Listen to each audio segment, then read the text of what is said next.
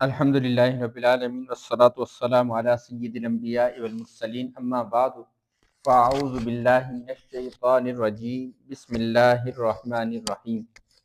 لی خمسۃ اکفی بہا حر الوباء الحاطمہ المصطفیٰ والمرتضی وابنہما وفاطمہ ثم الرضا عن ابی بکر وعن عمر وعن علی وعن عثمان ذی الکرم۔ آج سبق ہے بخاری شریف سے جو ہے وہ باب ہے، باب تفاضل اہل الایمان فی الاعمال۔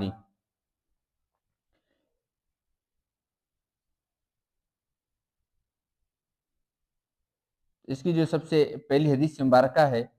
حدثنا اسماعیل قال حدثنی مالک عن عمرو بن یحیی المازنی عن ابیہ عن ابی سعید الخدری عن النبی صلی اللہ علیہ وسلم قال يدخل اہل الجنة الجنة واہل النار النار ثم يقول الله اخرجوا من كان في قلبه مثقال حبة من خردل من ایمان فيخرجون منها قد اسودوا فيلقون في نحر الحياة او الحیات شک مالک فینبتون کما تنبت الحبة في جانب الصید الم تر انها تخرج صفراء ملتویة قال وہیب حدثنا عمرو الحیات وقال خردل من خیر۔ حضرت سیدنا ابو سعید خدری رضی اللہ تعالیٰ عنہ بیان فرماتے ہیں کہ رسول اللہ صلی اللہ تعالیٰ علیہ وآلہ وسلم نے ارشاد فرمایا، جنتی جنت میں اور دوزخی دوزخ میں داخل ہو چکے ہوں گے تو اللہ پاک فرمائے گا جس کے دل میں رائی کے دانے کے برابر بھی ایمان ہو اسے دوزخ سے نکال لو۔ لہٰذا ایسے لوگ بھی دوزخ سے نکالے جائیں گے جو جل کر کوئلے کی طرح کالے ہو چکے ہوں گے، پھر انہیں نہر حیات میں غوطہ دیا جائے گا تو ان کے جسم پر گوشت اس تیزی سے چڑھے گا، اگنے لگے گا۔ یہ نبات سے ہے، یعنی جس کا معنی ہوتا ہے اگنا،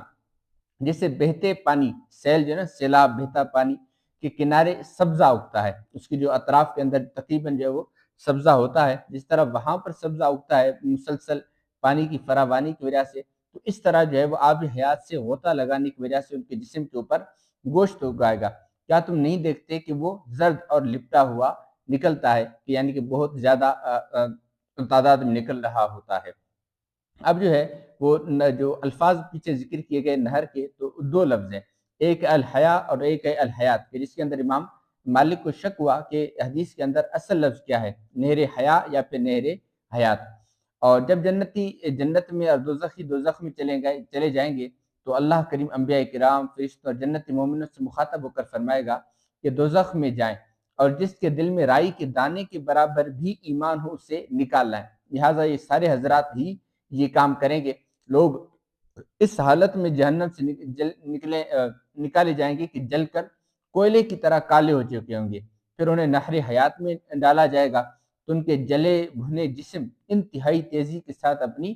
اصل حالت پر لوٹیں گے اور نہایت تر و تازہ ہو جائیں گے۔ اس کے علاوہ بھی ہم نے روایتوں کے اندر پڑھا ہے کہ وہ شخص کہ جس کو دنیا کے اندر بہت زیادہ دکھ، تکلیف، مصیبت اور پریشانی کے اندر جب اس مسلمان نے زندگی گزاری ہوگی، آرائش اعلیٰ اور آرام وغیرہ سے کچھ دور اس کی زندگی گزری ہوگی، یعنی انتہائی دکھ اور درد کی زندگی گزار کر جب وہ قیامت کے دن حاضر ہوگا تو پھر اسے حکم دیا جائے گا کہ اس کے نہر حیات کے اندر اس طرح ایک نہر ہے یا جنت کا میں سے ایک غوطہ دیا جائے۔ جب اس کو جنت سے ایک غوطہ دیا جائے گا تو پھر وہ اس سے پوچھا جائے گا کہ تم نے کبھی کوئی دکھ اور تکلیف دیکھی ہے؟ تو وہ کہے گا کہ مجھے پتہ ہی نہیں کہ دکھ اور تکلیف کیا ہوتی ہے۔ تو جو ہے وہ جنت کا مزہ ہی ایسا ہوگا۔ تو اسی طرح نہر حیات جو ہے وہ نہر حیات کے اندر جس کو غوطہ دیا جائے گا تو پھر اس کے جسم کے اندر جو بھی کمی بیشی ہو چکی ہوگی، جو جسم جل چکا ہوگا، گل چکا ہوگا، وہ ساری چیزیں اس کی مکمل ہو جائیں گی۔ نہر حیات میں ڈالے جانے والوں کی جو جسموں کی نشو و نما ہے اس کو الحبۃ کہا گیا ہے، یعنی کہ دریا کے کنارے اگنے والے بیج سے تشبیہ دی گئی ہے۔ اس کی وجہ یہ بھی بیان کی گئی ہے کہ جیسے جڑی بوٹیوں کے بیج نہر کے کنارے ذرا سے وقت میں اگ آتے ہیں، اور یہ جڑی بوٹیاں پھول وغیرہ نہایت صاف، شفاف اور نازک ہوتے ہیں، صاف شفاف کیونکہ مسلسل ان کو پانی لگ رہا ہوتا ہے۔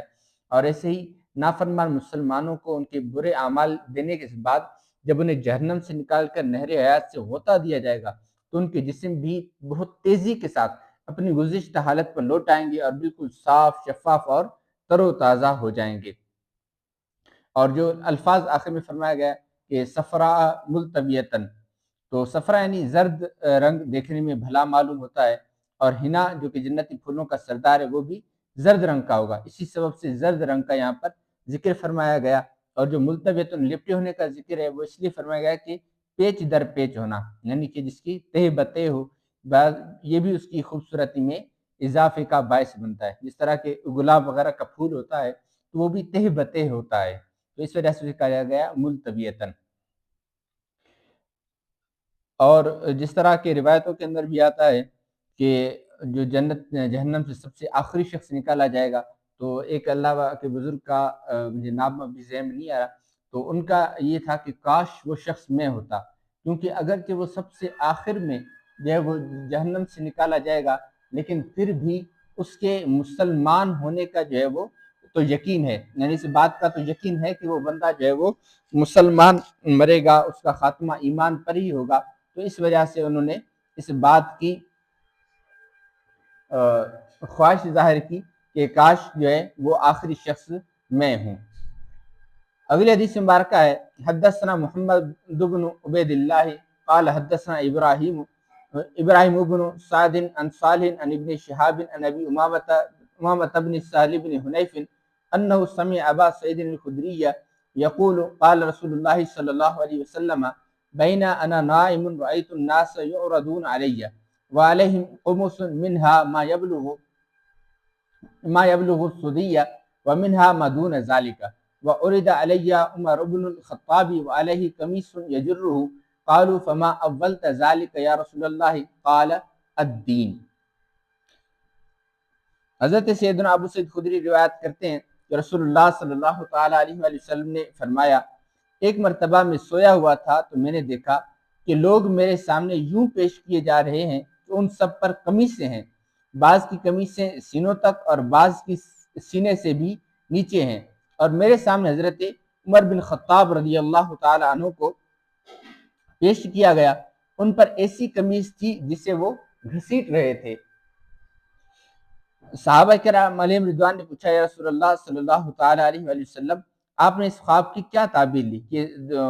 جو قمیص ہے بعض قمیص کم تھی بعض کی زیادہ تھی، جبکہ حضرت عمر فاروق اعظم رضی اللہ تعالیٰ عنہ کی قمیص اتنی لمبی تھی کہ وہ اس کو گھسیٹ کر چل رہے تھے، تو نبی پاک علیہ السلام نے جو اس سے تعبیر فرمایا کہ اس سے تعبیر دین ہے۔ تو حدیث پاک میں نبی پاک علیہ السلام کا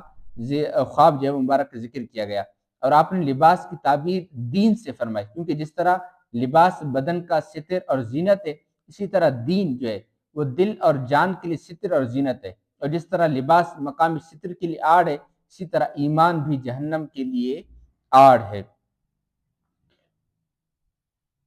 اور جو افراد خواب میں دکھائے گئے ان میں سب سے بڑی قمیص حضرت عمر رضی اللہ تعالیٰ عنہ کی بیان کی گئی، اور یہ تعبیر ارشاد فرمائی کہ اس سے مراد دین ہے، تو معنی یہ ہوا کہ دین کی مضبوطی سب سے زیادہ حضرت عمر فاروق اعظم رضی اللہ تعالیٰ عنہ میں ہے۔ کہ یہاں سے ایک سوال پیدا ہوتا ہے کہ حضرت عمر فاروق اعظم کا مرتبہ حضرت ابوبکر صدیق سے بڑھ کر ہے کیا؟ تو ایسا ہرگز نہیں، کیونکہ اہل سنت کا یہ اجماعی عقیدہ ہے کہ انبیاء مرسلین کے بعد سب سے بڑا رتبہ حضرت ابوبکر صدیق کا ہے، پھر حضرت عمر فاروق اعظم کا ہے، لیکن اس حدیث کی وجہ سے حضرت عمر فاروق اعظم کو نبی حضرت ابوبکر صدیق رضی اللہ تعالیٰ عنہ سے افضل نہیں کہا جا سکتا، بلکہ شارحین حدیث نے اس حوالے سے جو ہے وہ مختلف اقوال کیے ہیں۔ ایک قول یہ بھی بیان کیا گیا ہے کہ اس حدیث میں حضرت ابوبکر صدیق کا اصلاً تذکرہ ہی نہیں، تو ان کی قمیص کا عالم کیا ہوگا؟ تو ہو سکتا ہے کہ ان کی قمیص جو ہے وہ اگر خواب میں تذکرہ ہوتا تو ان کی قمیص ان سے بھی زیادہ لمبی ہوتی۔ اور یہ کہ یہاں حضرت عمر فاروق اعظم کی فضیلت کا بیان ہے، جبکہ حضرت ابوبکر صدیق کی افضلیت پر معنوی اعتبار سے متواتر احادیث پہلے سے موجود ہیں۔ اور تیسری یہ کہ یہ خبر واحد ہے، جبکہ حضرت ابوبکر صدیق کی افضلیت پر جو ہے وہ اجماع ہے، تو اس حدیث سے یہ ثابت نہیں ہوتا کہ حضرت عمر فاروق اعظم رضی اللہ تعالیٰ عنہ حضرت ابوبکر صدیق رضی اللہ تعالیٰ عنہ سے افضل ہیں۔ اگلا باب ہے باب الحیاء من الایمان، کہ حیا جو ہے وہ ایمان سے ہے، جس طرح کہ پیچھے بھی ہم نے حدیث مبارکہ پڑھی تھی کہ ایمان کے جو ہے وہ اتنے شعبے ہیں اور حیا بھی ان میں سے ایک شعبہ ہے، تو وہاں پر جو ہے حیا کے حوالے سے ہم نے تھوڑی وضاحت پڑھی تھی۔ حدیث مبارکہ ہے حدثنا عبداللہ بن یوسف قال اخبرنا مالک بن انس عن ابن شہاب عن سالم بن عبداللہ عن ابیہ ان رسول اللہ صلی اللہ علیہ وسلم مر علی رجل من الانصار وهو يعظ أخاه في الحياء فقال رسول الله صلی اللہ علیہ وسلم دعه فإن الحیاء من الایمان۔ حضرت ابن عمر رضی اللہ تعالیٰ عنہ فرماتے ہیں کہ رسول اللہ صلی اللہ تعالیٰ علیہ وآلہ وسلم ایک انصاری کے پاس سے گزرے اور جو اپنے بھائی کو حیا کے متعلق نصیحت کر رہے تھے، تو نبی پاک علیہ السلام نے فرمایا اسے چھوڑ دو، یہ حیا ایمان سے ہے۔ یعنی ایک شخص اپنے بھائی کو کسی سب سے حیا نہ کرنے کا کہہ رہے تھے، تو رسول اللہ صلی اللہ تعالیٰ علیہ وآلہ وسلم سے مخاطب کر کے فرمایا کہ اسے اپنے حال پر چھوڑ دو کہ حیا ایمان سے ہے، کہ اگر اس کے اندر حیا ہے تو شارحین جو اس کی وضاحت بیان کرتے کہ ان کے بھائی بہت شرمیلے تھے، اس لیے وہ انہیں سمجھا رہے تھے کہ بہت زیادہ شرمایا نہ کرو، زیادہ حیا نہ کیا کرو۔ تو نبی پاک علیہ السلام نے ارشاد فرمایا کہ اسے چھوڑ دو کہ حیا ایمان کا حصہ ہے، کہ اگر اس کے اندر حیا زیادہ ہے تو پھر یہ ایمان کی نشانی ہے۔ اور ہم نے وہاں پر یہ بھی بیان کیا تھا کہ حیا یہاں پر وہ مطلوب ہے کہ جو اللہ تبارک و تعالیٰ کی رضا کے لیے گناہوں سے جو ہے وہ باز رکھے، برے کاموں سے جو حیا بچائے، تو وہ حیا جو ہے وہ دین کے اندر مطلوب ہے۔ اگلا باب ہے باب فَإِن طَابُوا وَأَقَامُوا الصَّلَاةَ وَآتُوا الزَّكَاةَ فَخَلُّوا سَبِيلَهُمْ۔ اس کے تحت جو حدیث مبارکہ ہے، حدثنا عبداللہ بن محمد المسندی قال حدثنا ابو روح الحرمی بن عمارة قال حدثنا شعبة عن واقد بن محمد قال سمعت ابی يحدث عن ابن عمر رضی اللہ عنہما ان رسول اللہ صلی اللہ علیہ وسلم قال امرت ان اقاتل الناس حتى يشهدوا ان لا اله الا الله وان محمدا رسول الله ويقيموا الصلاة ويؤتوا الزكاة فإذا فعلوا ذلك عصموا مني دماءهم وأموالهم إلا بحق الإسلام وحسابهم على الله۔ حضرت ابن عمر رضی اللہ تعالیٰ عنہ سے روایت ہے کہ رسول اللہ صلی اللہ تعالیٰ علیہ وآلہ وسلم نے فرمایا مجھے حکم دیا گیا ہے کہ لوگوں سے جہاد کروں یہاں تک کہ وہ اس بات کی گواہی دیں کہ اللہ پاک کے سوا کوئی عبادت کے لائق نہیں۔ حضرت محمد مصطفیٰ صلی اللہ تعالیٰ علیہ وآلہ وسلم اللہ کے رسول ہیں، اور یہ کہ وہ نماز پڑھیں، زکوٰۃ دیں۔ جب انہوں نے ایسا کر لیا تو مجھ سے اپنی جان و مال کو محفوظ کر لیا سوائے اسلام کے حق کے، اور ان کا حساب اللہ پاک کے ذمہ کرم پر ہے۔ تو جب اسلام کا جو حکم ہوتا ہے وہ ظاہری ایمان پر ہوتا ہے، کہ اگر ظاہری طور پر کوئی شخص جو ہے وہ کلمہ پڑھتا ہے تو اب جو ہے ہم اس کے ساتھ مسلمانوں والا ہی سلوک کیا کریں گے۔ اب ایسا نہیں کہ ہم کہیں کہ نہیں یہ تو جو ہے وہ ہمارے ڈر کی وجہ سے، جس طرح کہ روایت کے اندر بھی ہے کہ ایک صحابی جو ہیں وہ دوران جنگ تھے، کسی کو مارنے لگے تو پھر اس نے کلمہ پڑھنا شروع کر دیا، تو پھر بھی انہوں نے اس کو قتل کر دیا۔ تو انہوں نے پھر جب ان سے پوچھا گیا تو انہوں نے کہا کہ یہ جو ہے وہ موت کے ڈر کی وجہ سے کلمہ پڑھ رہا تھا۔ تو آپ فرمایا کہ کیا تم اس کے دل سے گھوم کر آ گئے ہو؟ تو پھر اس وجہ سے یہ حکم ہے کہ جب تک وہ اسلام کا اقرار نہیں کر لیتے تو ہم ان سے جہاد کریں گے، لیکن جب جو ہے وہ اسلام کا اقرار کر لیتا ہے تو اب ہم یہ حکم نہیں لگائیں گے کہ نہیں یہ منافق ہے، یہ دل سے جو ہے اسلام قبول نہیں کر رہا، بلکہ اسلام کا جو حکم ہوتا ہے وہ ظاہری طور پر اس کے اقوال سے ہوتا ہے۔ ہاں اب اگر کوئی اپنی جان کو بچانے کے لیے وہ اقرار کر لیتا ہے تو پھر فرمایا گیا کہ اللہ بحق الاسلام حسابهم علی اللہ، کہ پھر ان کا حساب جو ہے وہ اللہ تبارک و تعالی ہی پر ہے، ہم ان کے ساتھ وہی سلوک کریں گے کہ جو سلوک مسلمانوں کے ساتھ کیا جاتا ہے۔ اگلا باب من قال ان الایمان هو العمل، کہ جو یہ کہے کہ ایمان جو ہے وہ تو عمل ہے، لقوله تعالی، اللہ تعالیٰ کے اس فرمان کی وجہ سے وتلک الجنۃ التی اورثتموها بما کنتم تعملون، یہ وہ جنت ہے کہ جس کا تمہیں وارث کیا گیا اس کے سبب کہ جو تم نے عمل کیے۔ تو کہا کہ یہاں پر جو ہے عمل سے مراد ایمان ہے، کہ جو تم ایمان لائے اس وجہ سے اس جنت کے تم وارث کیے گئے۔ وقال عدت من اہل العلم فی قوله تعالی، اور اللہ تبارک و تعالیٰ کے اس فرمان کے بارے میں ایک اہل علم کی ایک جماعت نے کہا فَوَرَبِّكَ لَنَسْأَلَنَّهُمْ أَجْمَعِينَ عَمَّا كَانُوا يَعْمَلُونَ عَنْ قَوْلِ لَا إِلَهَ إِلَّا اللَّهُ، کہ اس سے مراد یعمل سے مراد یہ ہے کہ اللہ یہ کہنا کہ اللہ تعالیٰ کے سوا کوئی عبادت کے لائق نہیں، یعنی کہ ایمان قبول کرنا۔ وقال تعالی، اور اللہ تعالیٰ نے فرمایا لِمِثْلِ هَذَا فَلْيَعْمَلِ الْعَامِلُونَ، کہ یعنی کہ فَلْيُؤْمِنُ الْمُؤْمِنُونَ، یہ چاہیے کہ پھر ایمان لانے والے ایمان لائیں۔ تو یہاں پر بھی عمل سے مراد ایمان ہے۔ حدیث مبارکہ ہے حدثنا احمد بن یونس و موسیٰ بن اسماعیل قال حدثنا ابراہیم بن سعد قال حدثنا ابن شہاب عن سعید بن المسیب عن ابی ہریرہ ان رسول اللہ صلی اللہ علیہ وسلم سئل ای العمل افضل فقال ایمان باللہ ورسولہ قیل ثم ماذا قال الجہاد فی سبیل اللہ قیل ثم ماذا قال حج مبرور۔ حضرت ابو ہریرہ رضی اللہ تعالیٰ عنہ سے روایت ہے کہ رسول اللہ صلی اللہ تعالیٰ علیہ وآلہ وسلم سے سوال ہوا افضل عمل کون سا ہے؟ اللہ پاک اور اس کے رسول پر ایمان لانا، پھر پوچھا گیا اس کے بعد، فرمایا اللہ پاک کی راہ میں جہاد کرنا، پھر عرض کی گئی اس کے بعد تو فرمایا مقبول حج۔ تو اس حدیث مبارکہ کے اندر جو ہے وہ اللہ اس کے رسول پر ایمان لانے، راہ حق میں جہاد کرنے اور مقبول حج کو افضل اعمال میں سے قرار دیا گیا ہے، اور مختلف احادیث میں مختلف عبادات کو افضل الاعمال کہا گیا، یعنی کبھی کسی عمل کو سب سے بہتر قرار دیا گیا اور کبھی کسی عمل کو۔ تو سب سے پہلے تو یہ جان لیں کہ مطلقاً سب سے افضل جو عمل ہے وہ توحید و رسالت کی گواہی دینا ہے، یعنی کہ ایمان لانا۔ اس کے علاوہ جو مختلف اعمال کو افضل فرمایا گیا تو وہاں عبارت میں من کو محذوف مانا جاتا ہے، کہ پھر مانا یہ ہوگی کہ من افضل الاعمال، کہ افضل اعمال تو بہت سارے ہیں لیکن ان افضل اعمال میں سے ایک عمل یہ بھی ہے، یہ بھی ہے اور یہ بھی ہے، یعنی کہ من جو ہے وہ تبعید کے لیے آتا ہے، بعضیت کے لیے آتا ہے، کہ افضل اعمال تو بہت سارے، ان میں سے بعض اعمال یہ ہیں، لیکن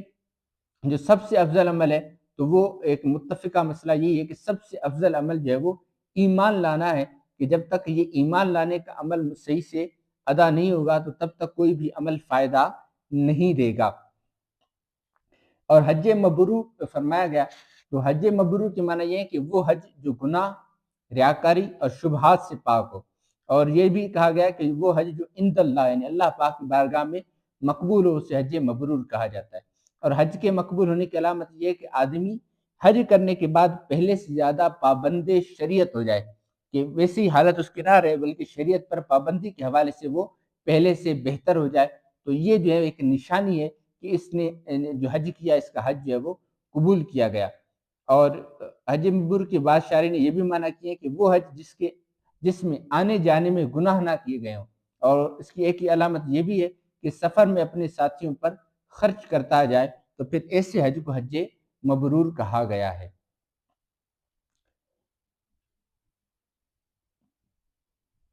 اگلا باب ہے باب اذا لم يكن الاسلام على الحقیقت وكان على الاستسلام او الخوف من القتل، کہ جب حقیقت کے اندر جو ہے وہ اسلام قبول نہ کیا گیا بلکہ وہ اسلام کو ظاہر کرنا جو ہے وہ قتل سے، یعنی کہ صرف ظاہری طور پر اس کو اسلام کو قبول کرنا دکھانا مقصود ہو، یا پھر قتل سے خوف کی وجہ سے کسی نے اسلام قبول کیا ہو۔ لقوله تعالی، اللہ تعالیٰ کے اس فرمان کی وجہ سے، قالت الاعراب آمنا قل لم تؤمنوا ولكن قولوا اسلمنا، یہ اعراب کہتے ہیں، نے کہا کہ ہم ایمان لائے، تو آپ فرمائے کہ تم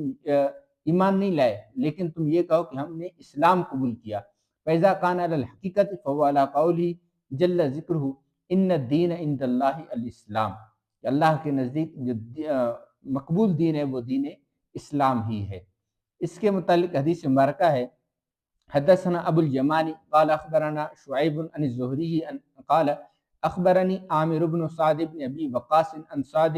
ان رسول اللہ صلی اللہ علیہ وسلم آتا رہتا وسعد جالس فترک رسول اللہ صلی اللہ علیہ وسلم رجلا هو اعجبهم الی فقلت یا رسول اللہ ما لك عن فلان فواللہ انی لأراه مؤمنا فقال او مسلما فسقطت قليلا ثم غلبني ما أعلم منه فعدت لمقالتي فقلت ما لك عن فلان فوالله إني لأراه مؤمنا فقال أو مسلما فسقطت قليلا ثم غلبني ما أعلم منه فعدت لمقالتي وعاد رسول الله صلى الله عليه وسلم ثم قال يا سعد إني لأعطي الرجل وغيره أحب إلي منه خشية أن يقبه الله في النار، رواه یونس و صالح و معمر و ابن اخی الزہری عن الزہری۔ حضرت سعد بن ابی وقاص رضی اللہ تعالی عنہ سے روایت ہے کہ اللہ پاک کے آخر نبی صلی اللہ تعالی علیہ وآلہ وسلم نے کچھ لوگوں کو مال عطا فرمایا۔ حضرت سعد بن ابی وقاص بھی وہاں پر تشریف فرما تھے، کہتے کہ رسول اللہ صلی اللہ تعالی علیہ وآلہ وسلم نے پوری جماعت کو مال عطا فرمایا مگر ایک شخص کو نہ دیا، حالانکہ وہ مجھے ان میں سب سے زیادہ پسند تھا۔ تو میں نے عرض کیا رسول اللہ صلی اللہ تعالی علیہ وآلہ وسلم فلاں سے آپ کا کیا معاملہ ہے؟ یعنی اسے عطا نہ کرنے میں کیا حکمت ہے؟ اللہ کی قسم میں اسے ضرور مومن سمجھتا ہوں۔ آپ نے فرمایا مومن یا مسلمان؟ میں کچھ دیر خاموش رہا، پھر اس کے بارے میں جو کچھ میں جانتا تھا وہ مجھ پر غالب آیا۔ میں نے اپنی بات دہراتے ہوئے کہا، فلاں سے آپ کا کیا معاملہ ہے؟ اللہ کی قسم میں اسے ضرور مومن سمجھتا ہوں۔ آپ نے فرمایا مومن یا مسلمان؟ میں کچھ دیر خاموش رہا،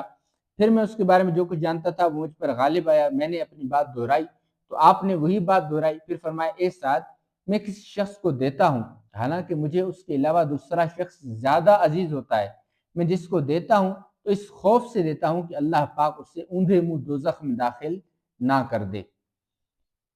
تو اس حدیث پاک کی وضاحت کے اندر آتا ہے، یہ حدیث پاک میں نئے اسلام لانے والوں کی تالیف قلب یعنی دل جوئی کے لیے، ان کے دل کو نرم کرنے کے لیے انہیں مال دیے جانے کا ذکر ہے۔ اس بات کو بیان کیا گیا کہ جسے رسول پاک صلی اللہ تعالی علیہ وآلہ وسلم کچھ عطا فرمائے تو ضروری نہیں کہ وہی آپ کے نزدیک زیادہ عظمت یا مقام اور مرتبے والا ہو، بلکہ اس کے برعکس معاملہ بھی ہو سکتا ہے، جیسا کہ نبی پاک علیہ السلام نے خود واضح فرما دیا۔ اور رسول اللہ نے اپنے پاس آنے والے کچھ افراد کو عطا فرمایا، حالانکہ وہاں پر موجود ایک صحابی کو کچھ عطا نہ فرمایا۔ ان کا نام جعیل بن سراقہ رضی اللہ تعالیٰ عنہ تھا، اور ایک قول کے مطابق ابو سراقہ جعال دمری ہے۔ یہ فقراء صحابہ کرام علیہم رضوان میں سے تھے، اور رسول اللہ کے پاس جو لوگ آتے اور ایمان لانے کی سعادت پاتے ان میں سے بہت سے افراد کو آپ مال و دولت عطا فرماتے تھے تاکہ یہ ایمان پر ثابت قدم رہیں۔ پھر کچھ ہی عرصے میں آپ کی مبارک صحبت کی برکت سے ان کے دلوں میں دولت دنیا کی محبت باقی نہ رہتی، تو ان کا مقصود اصلی صرف اللہ پاک اور اس کے رسول پاک صلی اللہ تعالی علیہ وآلہ وسلم کی رضا ہو جاتی ہے۔ اور آج کل بھی ایسا ہے مسلمانوں کا عمل کہ جو لوگ نئے مسلمان ہوتے ہیں تو پھر فائنینشلی طور پر ان کو مضبوط کرنے کی کوشش کرتے ہیں تاکہ وہ غربت سے ڈر کر، غربت کی وجہ سے دوبارہ کفر کی طرف لوٹ نہ جائے۔ اور حضرت سعد کی بات پر رسول اللہ صلی اللہ تعالی علیہ وآلہ وسلم نے ارشاد فرمایا کہ مومن نہیں بلکہ مسلمان کہو، تو ایمان کا حکم قطعی طور پر نہ لگا، کیونکہ باطن کو اللہ پاک کے سوا کوئی نہیں جانتا، اس لیے بہتر یہ کہ اسے اسلام سے تعبیر کیا جائے۔ اور تو معلوم ہوا کہ دل کے معاملات پر حکم لگانا غیر نبی کا کام نہیں بلکہ اس کا کام ظاہر کے اعتبار سے حکم دینا ہوتا ہے۔ اور یاد رہے کہ پیارے نبی صلی اللہ تعالی علیہ وآلہ وسلم نے ان صحابی کے مومن نہ ہونے یا منافق ہونے سے متعلق کوئی بات ارشاد نہ فرمائی، بلکہ آخر سے پتہ چلتا ہے کہ یہ مخلص صحابی تھے۔ تو رسول اللہ صلی اللہ تعالی علیہ وسلم کا مقصود کسی کے باطنی معاملے پر قطعی حکم لگانے سے منع کرنا تھا۔ اور جو فرمایا گیا کہ مومن نہ کہو کہ بلکہ کہو مسلمان کہو، تو اس مومن اور مسلم میں کیا فرق ہے؟ تو ایمان اور اسلام مصداق کے اعتبار سے ایک ہی ہیں، یعنی کہ جس پر کہا جائے مومن، تو جو مومن ہے وہ مسلمان ہے، اور جو مسلمان ہے وہی مومن ہے، یعنی جس کو مسلمان کہا جائے گا اس کو مومن بھی کہا جائے گا۔ قرآن پاک میں کہ فرشتوں نے حضرت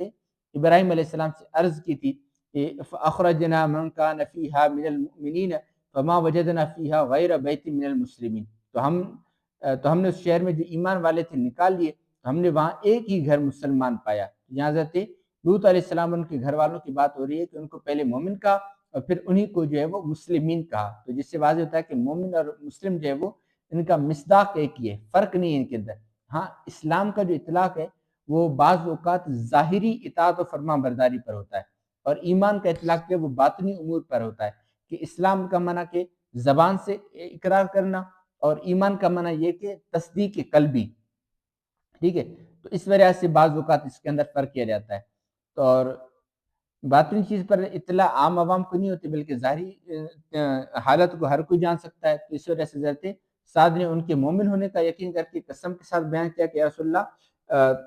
بیان کیا کہ وہ مومن ہے، لیکن رسول اللہ صلی اللہ تعالی علیہ وآلہ وسلم نے اس پر تنبیہ فرمائی کہ باطنی چیز پر کیسے اتنا یقین کرتے ہو کہ اس پر قسم کھا بیٹھے، بلکہ یہ کہو کہ اس کو مسلمان جانتا ہوں۔ تو بلکہ مومن جو ہے وہ باطنی جو ہے وہ امور میں سے ہے بعض اوقات، ورنہ تو دونوں کا مصداق جو ہے وہ ایک ہی ہوتا ہے۔ اگلا باب ہے باب افشاء السلام من الاسلام، کہ سلام کو پھیلانا جو ہے وہ اسلام میں سے ہے۔ وقال عمار ثلاث من جمعہن فقد جمع الایمان، حضرت عمار نے فرمایا کہ تین چیزیں جس کے اندر جمع ہوں، جن میں جمع ہوں تو ان کے اندر ایمان جمع ہے۔ الانصاف من نفسک،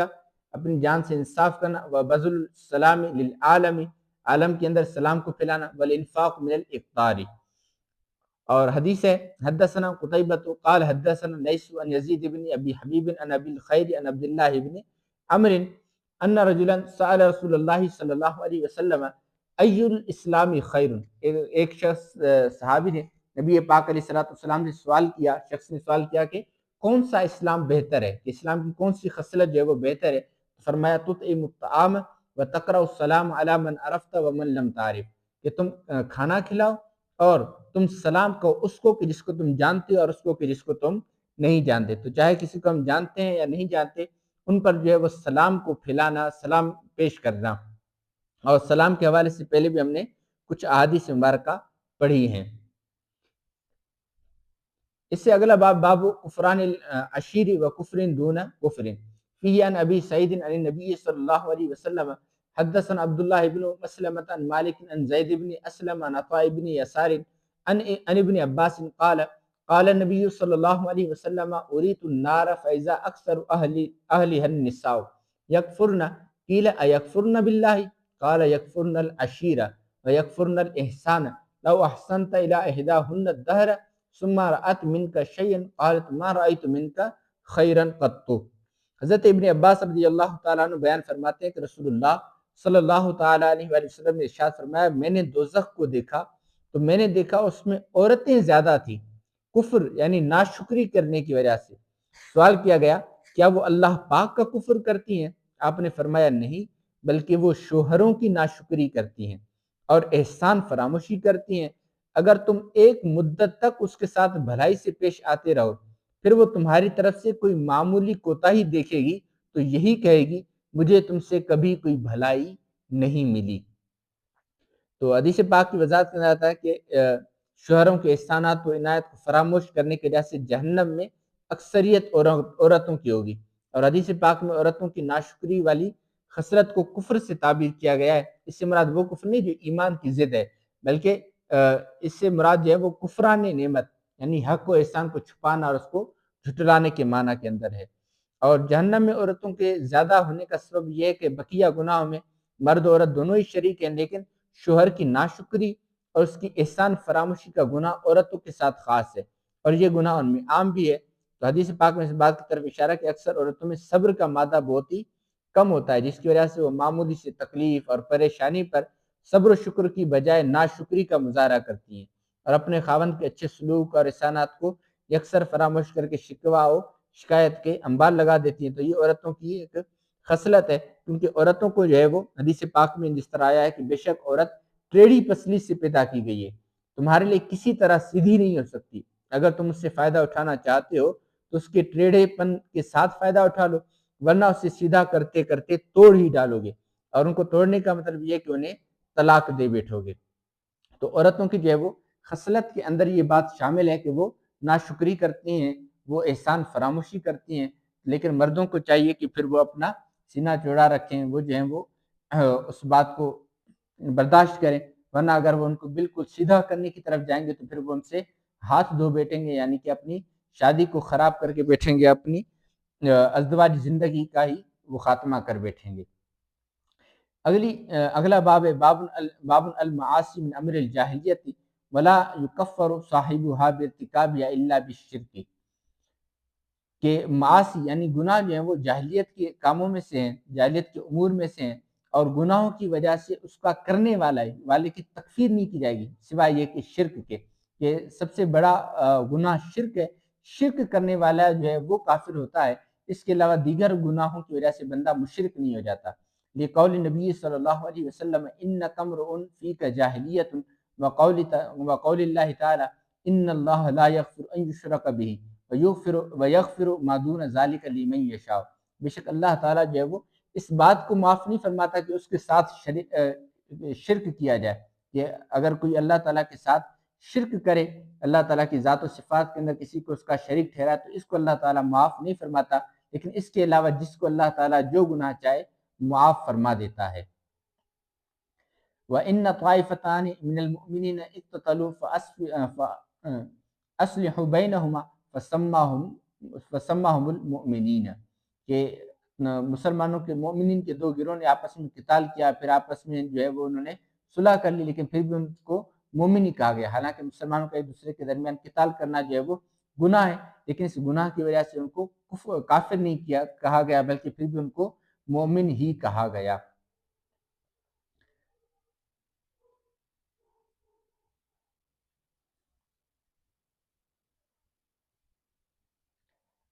حدیث مبارکہ ہے،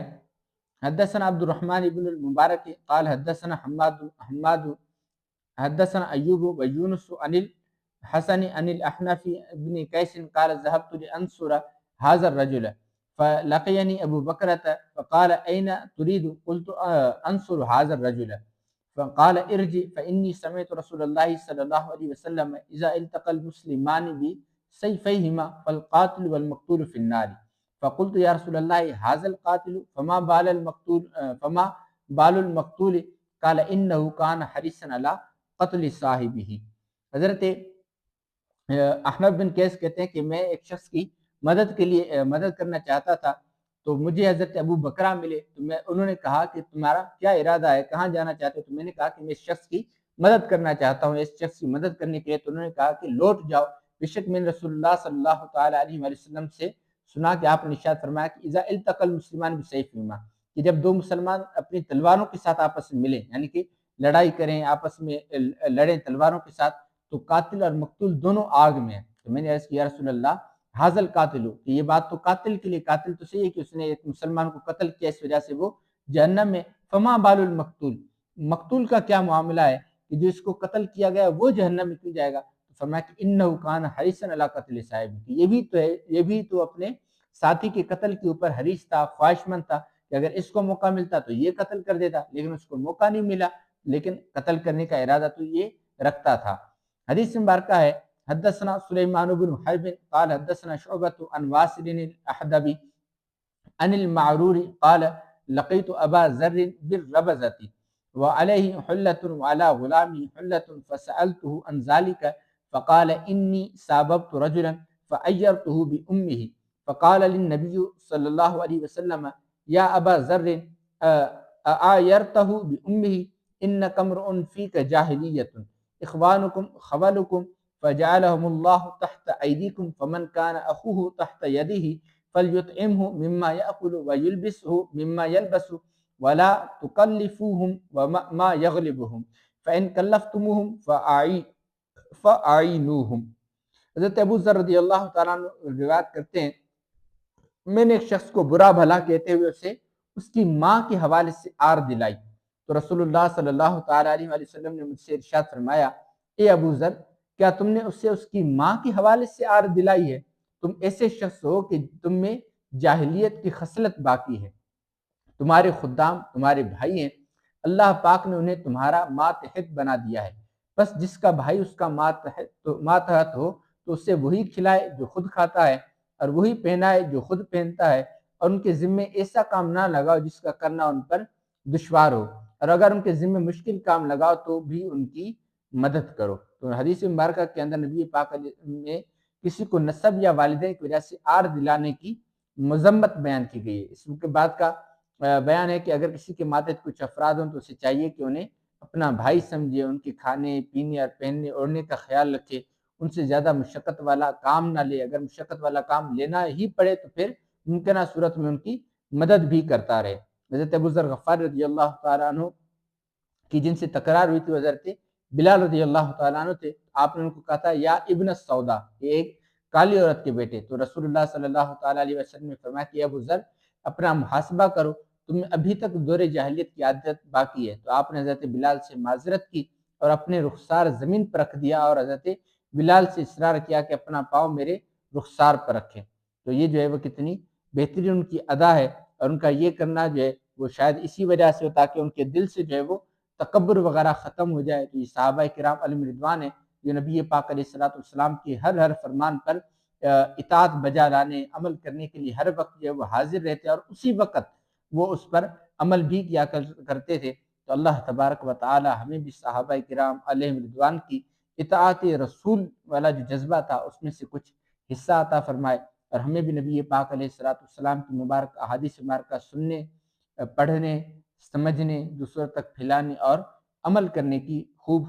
توفیق عطا فرمائے۔ آمین آمین آمین بجاہ نبی الامین صلی اللہ تعالی علی محمد صلی اللہ تعالی علیہ وآلہ وصحبہ وبارک وسلم۔